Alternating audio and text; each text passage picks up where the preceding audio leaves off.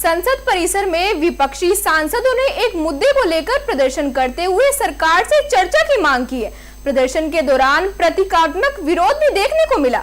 वहीं भाजपा ने इसे आस्था का अपमान बताया, जबकि लोकसभा सचिवालय ने संसद परिसर पर इस तरह के नाटकीय प्रदर्शन पर आपत्ति जताई है।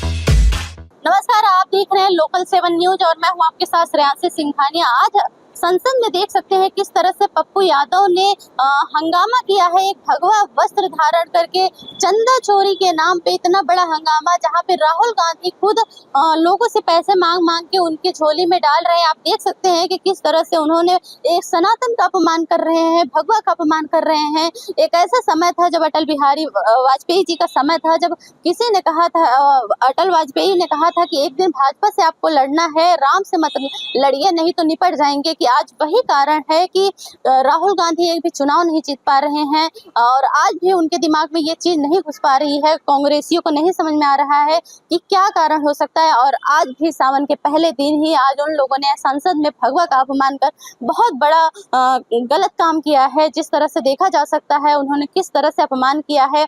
लोकल 7 न्यूज पे बने रहिए। धन्यवाद। सबसे पहली बात तो जो चंदा चोरी की जो मामला है, क्या किसी संत ने किया, कोई ब्राह्मण ने किया, कोई साधु ने किया? नहीं किया। उसमें कार्यरत लोग थे और कहीं ना कहीं व्यवस्था ढील थी, इस कारण से ये ऐसे मामले हुए। खैर वो अलग बातें हैं, उसकी न्यायालय में प्रक्रियाएं चल रही है। न्यायालय उनका सत्यमेव जयते का परिचय न्यायालय देते हैं और जो भी दंड ये काम किए हैं, घृणित कार्य किए हैं, उनको कानून दंड देगा। अभी तो रहा पप्पू खां की बात, कोई यदुवंशी नहीं हो सकता, क्योंकि अगर यदुवंशी होता तो सनातन धर्म के लिए भगवान श्री कृष्ण ने महाभारत जैसे संवेदनाओं का रचना कर दिए। उन्होंने दिखाया कि अधर्म पे धर्म की जीत कैसी होती है। और ये पप्पू खान हैं ऐसे नाकीज के बारे में। और इसके साथ जिसकी माँ ईसाई हो, जिसका बाप पारसी हो, जिसका दादा मुस्लिम हो, वो हमारे राहुल गांधी क्या हिंदू और सनातन की हमारी मान सम्मान करेंगे? इसलिए इनका काम ही है, जो इंडी ग्रुप है, इंडी ग्रुप का काम ही है कि सनातन धर्म को अपमान करना, हमारी देवी देवताओं को गाली देना, संतों को बदनाम करना, हमारी भगवा कलर को बदनाम करना। जिस तरह से आप देखा जा रहा है, वहाँ राहुल गांधी लोगों से पैसे ले लेके उसमें दान करते, वहाँ अवधेश थे, कुमार थे, बहुत सारे इंडी गठबंधन के लोग थे जो पैसे उनसे मांग मांग के उसमें डाले जाते थे। देखे नहीं, और राम का चित्र लगा रखा है उन्होंने। और पप्पू यादव, अवधेश प्रसाद जो है सांसद है, उसके पैर में गिर रहा है और उसको उसके जूते पे वो जो पटका पहन रखा है वो लगा रहा है। यानी हमारे सनातन धर्म को नीचा दिखाने के लिए कार्य सब किया जा रहा है। ऐसे कुकर्मियों को सनातन धर्म के वोट के माध्यम से हो, उसको चोट के माध्यम से हो, ऐसे नाकीजों को वॉकआउट करना चाहिए। ये राष्ट्र और समाज के लिए बहुत ही घृणित कार्य कर रहे हैं पप्पू यादव।